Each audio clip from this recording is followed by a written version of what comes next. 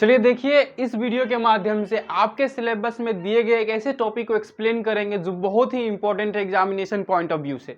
देखिए, जिसका नाम क्या है, वर्नर्स थ्योरी। ठीक है, ये वर्नर्स थ्योरी आपके सिलेबस में साफ साफ लिखा हुआ है, आप इसको देख सकते हैं। चलिए स्टार्ट करते हैं हम लोग। वर्नर्स थ्योरी, वर्नर्स थ्योरी क्या कहता है वो समझ लेते हैं। ठीक है, कहता है this theory was first theory, यह पहला थ्योरी था टू एक्सप्लेन, व्याख्या करने के लिए, समझाने के लिए, क्या, the structure and the concept of bonding, structure and the concept of bonding in coordination compound.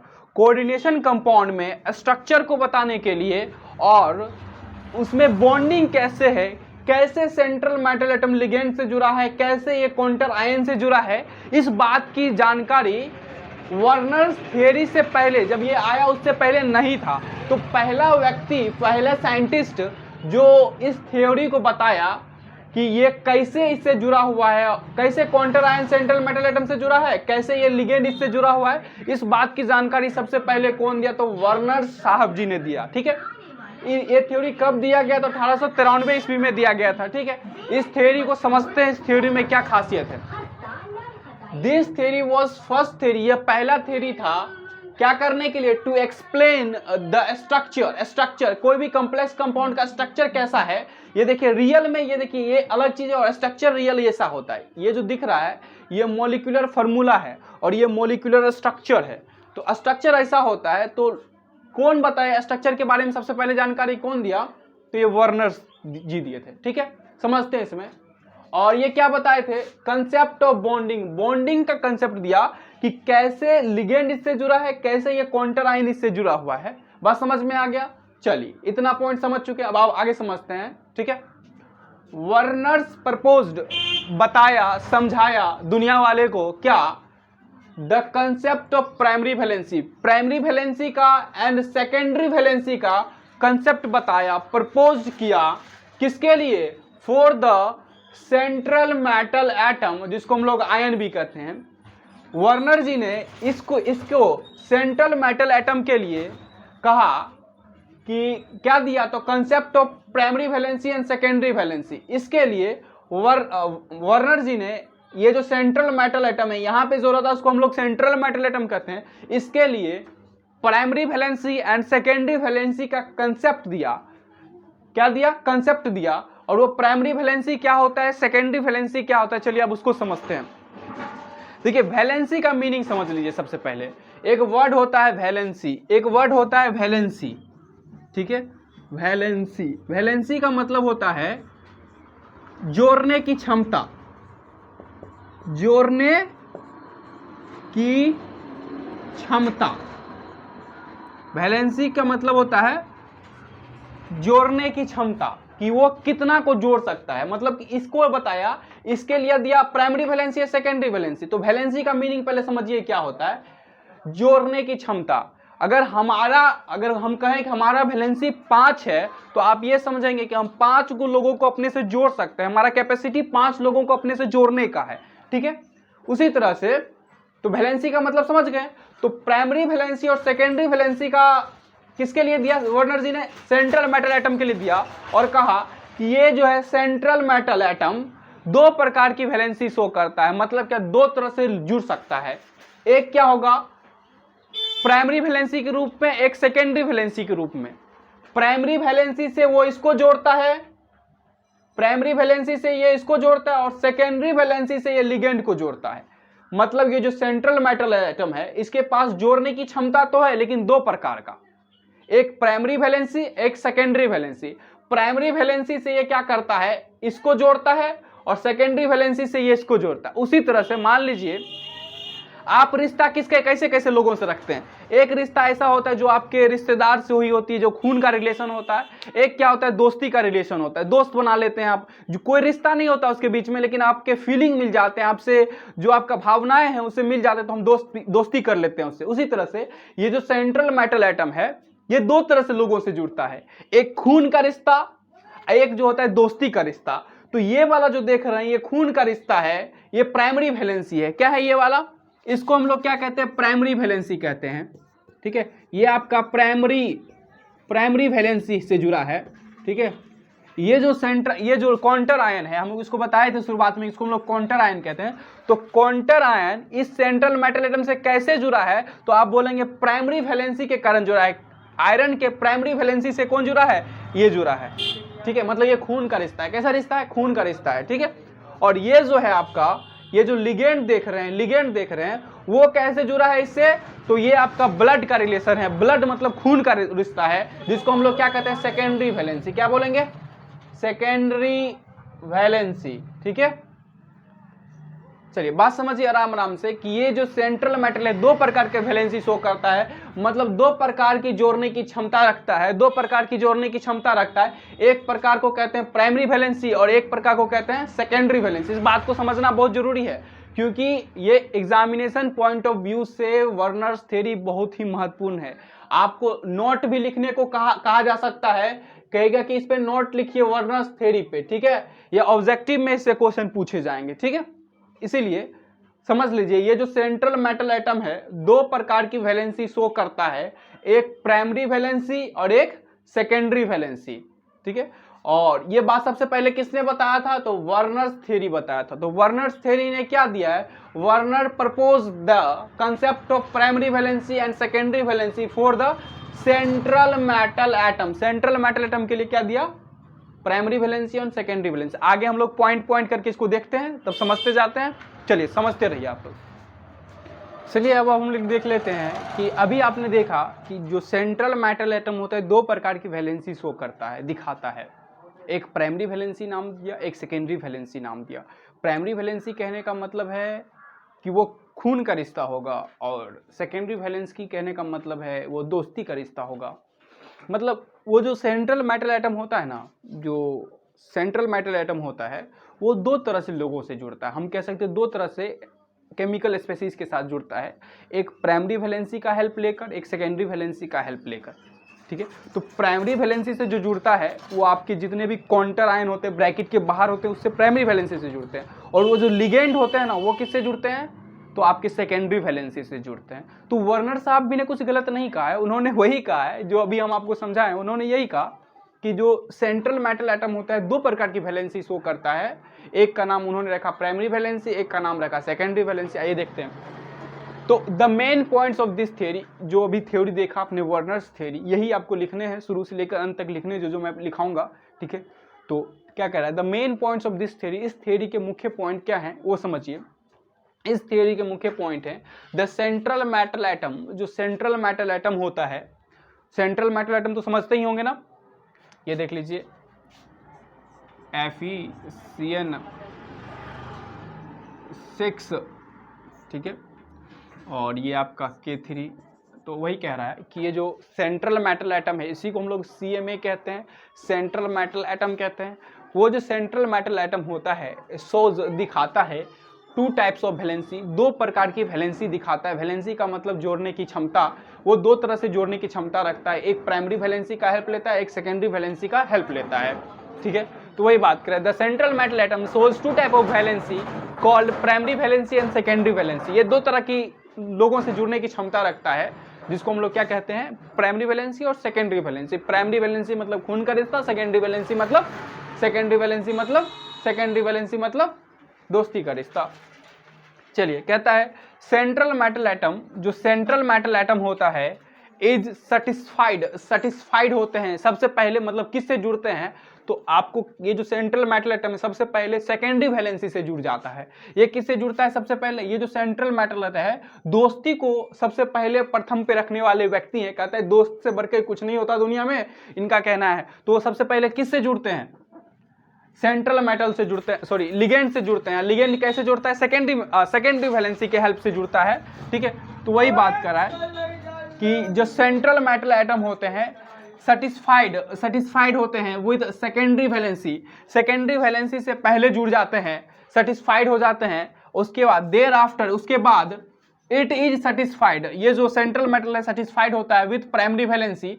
और प्राइमरी वैलेंसी से क्यों सेटिस्फाइड हो रहा है, इसका रीजन देखिए, कितना बेहुदा इंसान है। देखिए ये क्यों जुड़ जाता है, to balance the charge developed on the coordination sphere. ये जो आपका इतना है, ये जो इतना है, ठीक है, इसको, इस पे जो चार्ज डेवलप हो जाता है, अगर इसको 1 मिनट के झांप लें ठीक है, झांप लेते हैं तो 1 मिनट के लिए समझिए।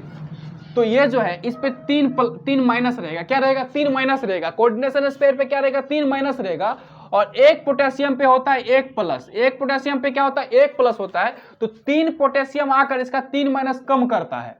ठीक है, ये जो इससे जुड़ा तो इसका मतलब छिपा हुआ यहाँ जुड़ने का, बोल रहा है हम प्राइमरी वैलेंसी से तभी जुड़ते हैं जब हमारा चार्ज को क्या करना हो, बैलेंस करना होता है।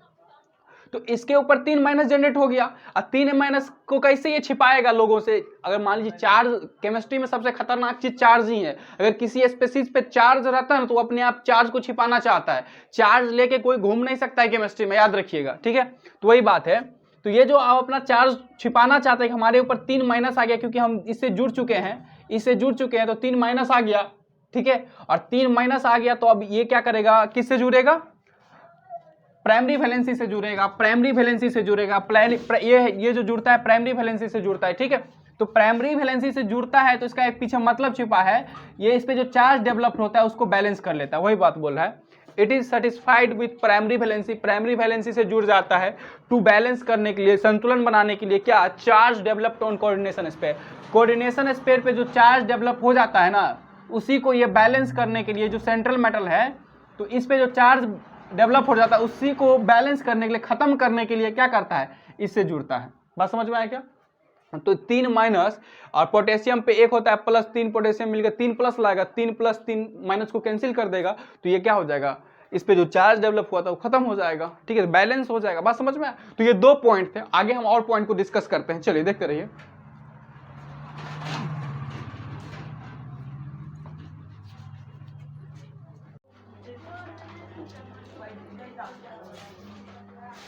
चलिए और हम लोग कुछ पॉइंट को समझ लेते हैं कि और क्या क्या पॉइंट है इससे रिलेटेड। मैंने 2 पॉइंट को डिस्कस कर दिया है, अब तीसरा पॉइंट देखिए क्या कहता है। जो प्राइमरी वैलेंसी होते हैं, इसको, इस कंपाउंड को देखिएगा, ये कोऑर्डिनेशन कंपाउंड है हमारा। ठीक है, या कॉम्प्लेक्स कंपाउंड बोलिए या कॉम्प्लेक्स सॉल्ट बोलिए, चलेगा।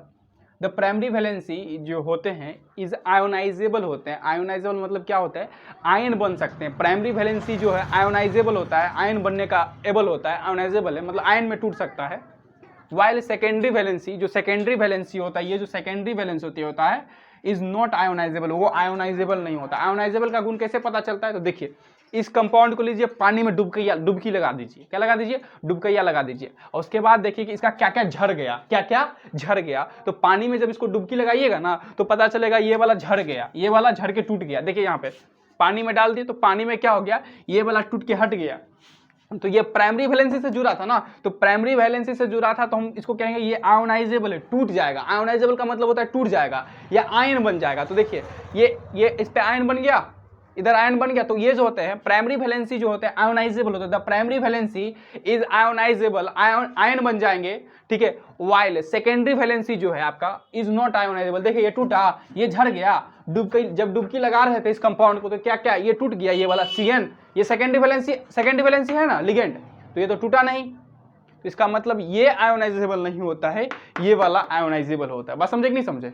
चलिए, तो ये था क्या, इस तीसरा पॉइंट आप भी याद रखिएगा, नोट बनाइएगा तो बहुत अच्छे से लिखिएगा। ठीक है, द प्राइमरी वैलेंसी जो होते हैं इज आयोनाइजेबल होते हैं, आयन बन सकते हैं, मतलब पानी में डुबकी लगाएंगे तो टूट जाएंगे, प्राइमरी वैलेंसी ही टूटेंगे। ठीक है, while secondary valency is not ionisable, पानी में केतबो डुबकियां लगा दीजिए ये नहीं टूटेगा। बस समझ में। चलिए चौथा पॉइंट समझते हैं। चौथा पॉइंट क्या होता है, number of primary valency.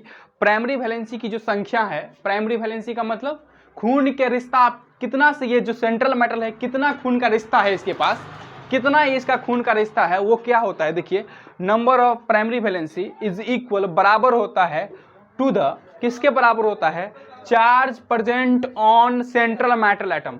Central metal पे जितना चार्ज प्रेजेंट होता है उसी के बराबर होता है। मतलब प्राइमरी वैलेंसी की जो संख्या है, कितना प्राइमरी वैलेंसी है, मतलब ये कितना से जुड़ा है प्राइमरी वैलेंसी के रूप में, वो किसके बराबर होता है, तो the charge present on central metal atom. Central metal atom पे जितना चार्ज उपस्थित रहेगा उसी के बराबर होता है। बस समझे, number of primary valency, primary valency की जो संख्या है इज इक्वल होते हैं, बराबर होते हैं किसके? Charge present on central metal atom. Central metal atom पे जो चार्ज उपस्थित रहता है या डायरेक्ट कह सकते हैं ऑक्सीडेशन नंबर के बराबर होता है, ऑक्सीडेशन स्टेट के बराबर होता है। हमने पढ़ा है पिछले वीडियो में ऑक्सीडेशन स्टेट। ऑक्सीडेशन स्टेट क्या है? ऑक्सीडेशन स्टेट हम कब कैलकुलेट करते हैं? जब हमको पता करना होता है सेंट्रल मेटल पे कितना चार्ज उपस्थित है। तो वही बात तो मैंने कहा है कि ऑक्सीडेशन स्टेट के बराबर होगा। तो प्राइमरी वैलेंसी कैलकुलेट करना हो ना तो ऑक्सीडेशन स्टेट कैलकुलेट कर लीजिए, बता दीजिए। अगर 3 आया तो बोल दीजिए प्राइमरी वैलेंसी भी 3 होगा। नहीं बात है, ऑक्सीडेशन स्टेट क्यों सिखाया है? ताकि आप बता सके सेंट्रल मेटल एटम पे कितना चार्ज उपस्थित है। तो अगर ऑक्सीडेशन स्टेट का वीडियो नहीं देखे तो जाके देखिए, अवेलेबल है। आगे बढ़ते हैं। इसमें 2 पॉइंट कर दिया, 4 में 2 पॉइंट कर दिया, ए और बी। ठीक है, तो बी पॉइंट देख लीजिए, कह रहा है number of secondary valency. Secondary valency की जो संख्या है, सेकेंडरी वैलेंसी ये वाला जो संख्या है, इज इक्वल बराबर होते हैं कोऑर्डिनेशन नंबर के। कोऑर्डिनेशन नंबर के बराबर होते हैं। जैसे कि मैंने बताया था आपको, ये जो है प्राइमरी वैलेंसी से जुड़े हैं। अगर इस पे 4 निकालेगा तो 3 प्लस आएगा। कितना आएगा? 3 प्लस आएगा। तो देख रहे हैं इसकी संख्या भी कितनी है? 3 से जुड़ा हुआ है ये, उसी बात वही बात है। तो ये आपको प्राइमरी वैलेंसी कैलकुलेट कर सकते हैं 4 से। लेकिन अगर आपको सेकेंडरी वैलेंसी कैलकुलेट करना हो तो कोऑर्डिनेशन नंबर कैलकुलेट करिएगा। ठीक, वही बात कर रहा है, number of secondary valency is equal to coordination number. अगर इसका कोऑर्डिनेशन नंबर निकालेंगे, ये भी वीडियो अवेलेबल है कोऑर्डिनेशन नंबर निकालने का, तो इसका कोऑर्डिनेशन नंबर आएगा 6। क्योंकि ये जो मोनोडेंटेड लिगेंड है, ये जो साइनाइड है, ये मोनोडेंटेड लिगेंड है। तो हम अगर इसका कोऑर्डिनेशन नंबर निकालेंगे तो क्या आएगा? ये मोनोडेंटेड है इंटू 6 इक्वल टू 6 आएगा। तो CN कितना आ जाएगा? 6 आ जाएगा। तो इसका सेकेंडरी वैलेंसी की संख्या कितनी है? तो 6 है। कितना है? 6 है। तो नंबर ऑफ सेकेंडरी वैलेंसी बराबर होता है is equal to coordination number. Coordination number के ही बराबर होते हैं। समझ गए ये बात? चलिए आगे बढ़ते हैं, हम लोग कुछ और पॉइंट को देखते हैं। चलिए अब हम लोग समझ लेते हैं कि कुछ पॉइंट और समझ लेते हैं। आपने 4 तक पॉइंट अभी देख लिया है और 5वां 6ठा पॉइंट और समझ लेते हैं। ठीक है, इस अभी तक इतना ही पॉइंट आज पर आ जाएगा। ठीक है, नंबर ऑफ प्राइमरी वैलेंसी जो होते हैं, प्राइमरी वैलेंसी की जो संख्या होती है, डज नॉट पार्टिसिपेट नहीं करता है in shape of molecule. Molecule के शेप के निर्धारण में प्राइमरी वैलेंसी पार्टिसिपेट नहीं करता है, वाइल जबकि secondary valency participate in shape of molecule.